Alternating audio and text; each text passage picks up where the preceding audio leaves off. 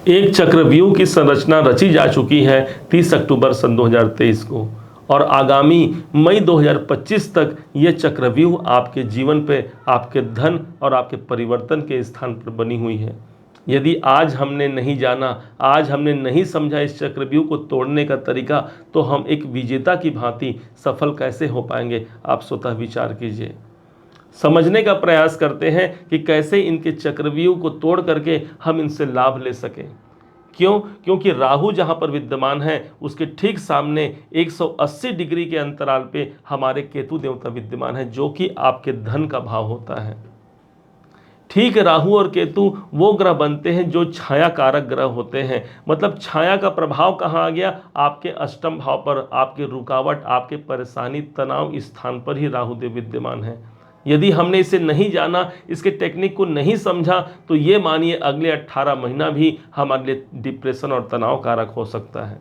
जैसे कि अभी अभी इन्होंने आपके भाग्य भाव को छोड़ करके इनका आगमन आपके अष्टम भाव पर हुआ है। समझने के लिए आपको यह समझना होगा कि राहु आपकी भूख है, आपकी तड़प है, आपकी चाहत है। इस समय पर इसके सकारात्मक प्रभाव को लेने के लिए वो चाहत, वो तड़प कहानी चाहिए। हाँ, मैं जीवन अपना परिवर्तन करूंगा। ये जब तक हमारे अंदर चाहत नहीं आएगी, तड़प नहीं आएगी, तब तक ये राहु आपको अच्छा प्रतिफल नहीं देंगे।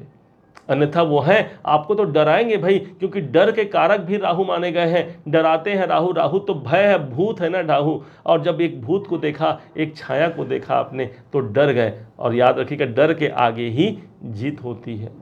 और इसी कारण से आपको ये समझना है कि मेरे परिवर्तन का ये समय है, और आज परिवर्तन नहीं हुआ तो अगले कब होगा भाई? 18 महीने तक है। 18 महीने में यदि जीवन परिवर्तन नहीं हुआ तो राहु फिर 18 साल बाद घूम करके इसी भाव पर आएंगे। इसलिए आज खड़े हो जाइए और ये ठान लीजिए कि परिवर्तन का मेरा समय आ चुका है।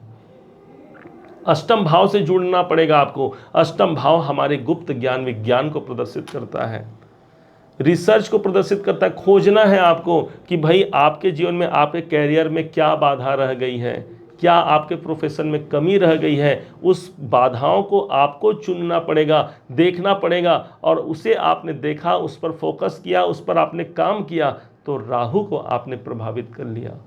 और जब राहु प्रभावित हो जाते हैं ना, तो कलयुग के राजा माने गए हैं राहु को। इतना कुछ इस कलयुग में प्रदान करा जाते हैं। भौतिकता, सुख, संसाधन से लेकर के अपार धन संपदा भी राहु के हाथ में होता है। दूसरी ओर यही राहु देवता आपके अष्टम में है, जो कि पाताल लोक को दिखाने वाला स्थान है अष्टम भाव हमारा। तो पाताल लोक से भी यदि आपके बाधा रुकी हुई है, तो वहां से भी निकाल करके राहु आपके जीवन पर परिवर्तन करा सकता है। ये ग्रह होता है हमारा राहु। तो इस समय पर अपने गुप्त ज्ञान, विज्ञान से आपको जुड़ना है। कोई धर्म से संबंधित कार्य, कोई जाप अनुष्ठान, पूजा पाठ, कोई साधना यदि आप कर पाते हैं, तो ये राहु के प्रभाव को आपने बढ़ा लिया है।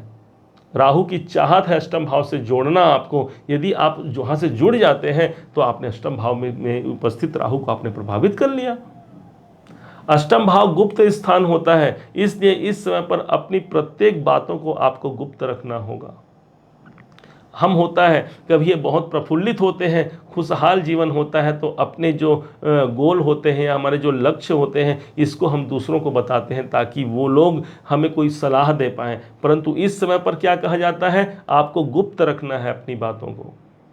और जब आप उसे स्वीकार करते हैं अपने जीवन में, कोई बात आप छुपा करके रख लेते हैं, मतलब आपने अष्टम भाव को जागृत किया है, राहु को जागृत किया है। वहां से निकल करके आपके जीवन में बदलाव निश्चित है।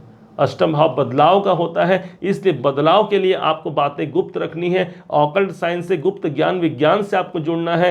अष्टम भाव हमारा रिसर्च का भाव होता है। जो भी आप काम करते हैं उसमें रिसर्च करना है, आपको खोज करना है कि कैसे मेरा कार्य आगे बढ़े। यदि मात्र आप देखिए, होना नहीं होना छोड़ दीजिए, आप वहाँ मेहनत तो कीजिए, आप वहाँ काम तो कीजिए। निश्चय मानिए राहु आपको निकाल करके बहुत कुछ दे जाएंगे। मतलब उस घर से संबंध हमको जोड़ना पड़ेगा भाई अपने आप को, तब तो भाई वो घर हमारा एक्टिवेशन में आएगा।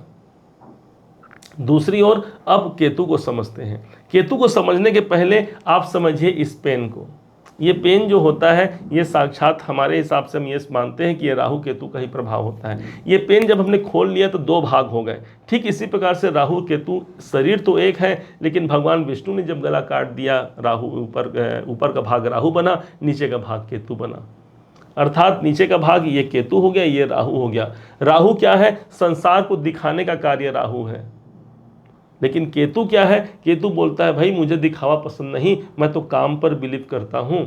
इसी कारण से इस पेन को देखिए, हम जब ये खोल करके ढक्कन कहीं पर भी छोड़ देते हैं और इस पेन से हम कार्य करते हैं, लिखते रहते हैं या कोई कार्य करें, स्याही खत्म हो गई तो इसी की, नीब टूट गई तो इसी की, टूट गया तो हमारा कार्य ही बंद हो गया। अर्थात केतु पर आपको सबसे ज़्यादा फोकस करना है, क्योंकि काम आपका केतु बनाने वाला है। केतु कहाँ पर स्थित है इस बात को समझिए। अब ये केतु कहाँ पर है? तो आपके जीवन में ठीक ये आपके द्वितीय भाव पर इनका प्रभाव है। केतु देवता वो ग्रह बन जाते हैं जो स्वयं एक सन्यासी हैं, एक आध्यात्मिक ग्रह माने गए हैं, एक ऐसे ग्रह जिनका समाज से, सांसारिक मोह माया से कोई मतलब नहीं, वो हमारे केतु देवता होते हैं। ये आपके धन भाव पर आए हैं। मतलब आप स्वयं समझ सकते हैं इस समय पर अपने धन के प्रति बहुत ज़्यादा लोलुपता हमें निराशा दे सकती है। केतु क्या बोल रहे हैं? भाई धन से आप निर्वृत्त होइए। राहु क्या बोलते हैं? आपको अटैचमेंट करते हैं, ये डिटैचमेंट है। ये आपको प्रवृत्त करते हैं, ये आपको निर्वृत्त करते हैं। तो धन से आपको निर्वृत्त कर रहे हैं। इसका मतलब ये नहीं कि आपको आर्थिक तंगी आ जाएगी, लेकिन हाँ, यदि आपने केतु को नहीं समझा तो आर्थिक तंगी भी संभावित है। तो केतु को समझने के लिए क्या करना है? बहुत ज़्यादा हमें पैसों के पीछे इस समय पर नहीं भागना। इस केतु की रेमेडी होगी प्रथम, इस चक्रव्यूह को तोड़ने का प्रथम उपाय आपके लिए हो सकता है। हमें पैसों के पीछे नहीं भागना है, हमें अपने कार्य को कैसे खोजना है, कैसे मेरे कार्य बन सकते हैं, कैसे मैं अपने जीवन को बेहतर बना सकता हूं, कैसे मैं रिसर्च करके अपने कार्य को आगे बढ़ा सकता हूं। आपका मेन फोकस तो यहां होना चाहिए। पैसे तो अपने आप आएंगे, पैसे तो भाई दासी हैं, आप समझते हैं। आप अपने ज्ञान को बढ़ाइए, अपने टैलेंट को बढ़ाइए, अपनी क्षमता को बढ़ाइए, पैसे तो खुद ब खुद चल करके आ जाएगी। और यही यहाँ पर स्थिति बनती है। केतु जब द्वितीय भाव पर होते हैं, पैसों के प्रति हमें निर्मोही बनाते हैं। इस समय पर हमें अपने कार्य से ज़्यादा और कुछ भी नज़र नहीं आएगा। अपने जीवन को परिवर्तन करना है भाई, करना है, बस ये सबसे ज़्यादा आपका काम होगा। और बल्कि आप निर्वृत्त हो सकते हैं। अपने धन मार्ग के लिए आपको ज़्यादा मतलब नहीं रहेगा कि भाई मैंने कार्य किया है, धन आएगा तो आ जाए। जिस दिन आपने ये सोच लिया, अपने कार्य पर आपने फोकस किया, अपने खोज पर आपने फोकस किया, तो ये समझिए अपने आप धन के स्थान पर केतु देवता है। वो तो सन्यासी है ना, अपने आप धन ला करके दे देंगे। जिस दिन आप में सन्यास की भावना आई अपने धन को लेकर के, इस समय पर वो ला करके दे देंगे। इसका मतलब ये कदापि नहीं कि धन से आपको दूरी बनाना है या धन संबंधी कार्य नहीं करना है, लेकिन एक जो भाग होती है दौड़ने का काम इस राहु का है। आप देखेंगे ऊपर का भाग राहु है जो सदैव घूम रहा है, कहाँ से मुझे मिले, कहाँ क्या खाऊं, कहाँ मुझे मिले तो जहाँ मैं अपने भोजन को की तलाश, ये मुख करता है जहाँ राहु है। लेकिन केतु कहाँ है? निर्वृत्ति मार्ग है। इसी कारण से आपको अपने धन के संबंध में यही सोचना होगा। बैंकों में मेरे कितने पैसे हैं, मैं उसको कैसे बढ़ाऊं, कैसे मैं उसको खर्च करूं, मैनेजमेंट आपको करना है। केतु है, मैनेजमेंट आप कर सकते हैं, लेकिन उसको बहुत ज़्यादा ऊंचाई पर ले जाने के लिए आपको अपना टैलेंट इस्तेमाल करना होगा। अपने आप, यदि आप स्वतः विचार कीजिए कि शिक्षा देख करके भिक्षा मिलती है, तो राहु क्या है? राहु तो भाई सन्यासी है। हम सन्यासी कोई द्वार पर आ जाता है तो उसे हम भोजन प्रदान करते हैं। एक सन्यासी घर अगर महाराजा भी चला जाता है तो उसके यहाँ क्या मिलता है? वही सूखा सूखा प्रसाद ही उन्हें मिलता है। इसका मतलब ये नहीं कि केतु के पास कुछ नहीं है। केतु एक आशीर्वाद मात्र से, एक सन्यासी एक आशीर्वाद से किसी के धन संपदा को भर सकते हैं, एक सन्यासी। और उसी प्रकार से केतु आपके धन संपदा को भर सकते हैं। दूसरा बात, ये आपके कुटुंब का भाव है। इस समय पर वो प्रवृत्ति आ सकती है हमारे अंदर कि भाई कुटुंब से निर्वृत्त हो जाओ, मैं अपने काम धाम पर फोकस करूंगा, मुझे अपने परिवार कुटुंब से मतलब तो है, लेकिन मैं एकदम बहुत ज़्यादा वहाँ इन्वॉल्व नहीं रहूँगा। तब ये केतु आपको बहुत अच्छा प्रभाव देंगे। भाई जो एक पारिवारिक जिम्मेदारी होती है उसका तो निर्वहन हमें करना ही पड़ेगा, लेकिन कहते हैं ना, अपना काम छोड़ करके, अपना सब कुछ छोड़ करके यदि सिर्फ हम परिवार पर जुड़े रहें, वो केतु का काम नहीं। केतु तो भाई आपके निर्वृत्ति मार्ग को दिखा रहे हैं। तो ये आप समझिए, यही वो स्थान है जो हमारी वाणी का भाव है। तो इसलिए केतु के पास एक सन्यासी कैसी वाणी बोलता है, बहुत मीठी वाणी बोलता है और बहुत कम वाणी बोलता है। तो इस समय पर भी हमें वो चाहिए कि ऐसी वाणी बोलिए मन का आपा खोए, औरन को शीतल करे आप भी शीतल होए।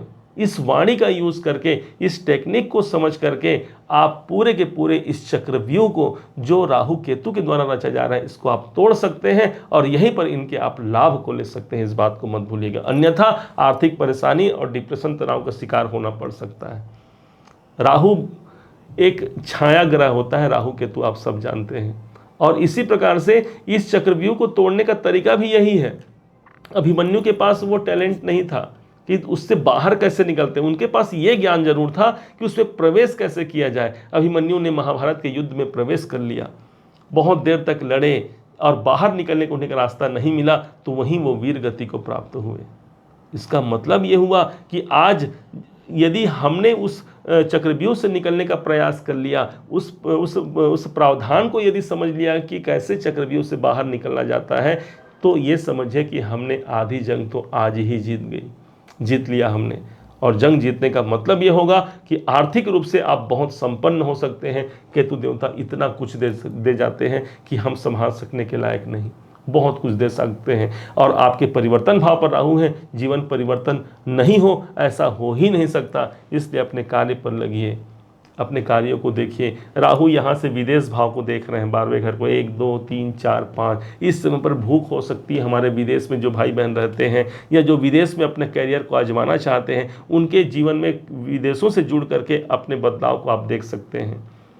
या फिर अन्य राज्य या अन्य बोलते हैं ना अदर कंट्री या अदर स्टेट में जाकर के भी आप अपने कैरियर में परिवर्तन कर सकते हैं। कोई परिवर्तन का, आप चाहे जॉब कर रहे हैं या नौकरी क्षेत्र में भी हो, वहाँ पर ही परिवर्तन का एक दायरा आपके अंदर, आपके ऊपर दिखने को मिल सकता है। अब इनके शुभ प्रभाव को लेने के लिए हम बहुत अच्छी बात बता रहे हैं आपको। राहु केतु के शुभ प्रभाव को लेने के लिए भगवान श्री गौरी गणेश, श्री गणेश जी और श्री माता जगदम्बा जी, इन दोनों के कारक राहु और केतु माने गए हैं। केतु जी श्री गणेश के कारक हैं और राहु देवता हमारी माँ जगदम्बा जी के। एक गोबर, गाय के गोबर से एक पिंडी बनाइए और उस पिंडी को आप एक प्लेट में रख लीजिए, किसी कपड़े में बिछा करके, और उनकी पूजन कीजिए। और उसके बाद जब प्रत्येक पूर्णिमा के दिन उसे आप पानी में विसर्जित कर दीजिए, फिर से नई बना लीजिए। इससे होगा क्या, होगा ये कि प्रथम पूज्य श्री गणेश जी महाराज की कृपा मिल जाएगी, साथ में माँ जगत जननी जगदम्बा जी सुख संपत्ति देने वाली हैं। इसलिए आरती में हम क्या गाते हैं, या अम्बे जी की आरती जो कोई जन गावे, कहत शिवानंद स्वामी सुख संपत्ति पावे। तो सुख संपत्ति देने वाले हमारे यही राहु देवता हैं, और इस कारण से इन दोनों की कृपा, जब कोई मांगलिक कार्य होता है तो राहु श्री गणेश और गौरी की ही पूजा होती है। अर्थात जो राहु केतु से जनित जो बाधाएं हैं, जो विपत्तियां हैं, उस अनुष्ठान कार्य में बाधा उत्पन्न न कर सके, इसलिए इनकी पूजा की जाती है। और आपके जीवन में भी बहुत शुभकामनाएं हैं आपको कि इनका बहुत कुछ लाभ आप ले सके। 18 महीने तक रहने वाले हैं, इसलिए बहुत बड़ा कार्यकाल है, लंबे अवधि तक चलने वाले ग्रह हैं। निश्चय मानिए इस प्रक्रिया के द्वारा आप उनसे बहुत लाभ ले सकते हैं। उम्मीद है आप सबने इसे समझा, आप सबने इसे जाना। यदि आपने इसे समझा है, जाना है, मेरे समझाने का प्रयास यदि आपको सार्थक लगा हो, मेरे समझाने का तरीका यदि आपको सार्थक लगा हो, तो हर बार की भांति इस बार भी अपना प्यार भरा लाइक और कमेंट करना कभी मत भूलिएगा।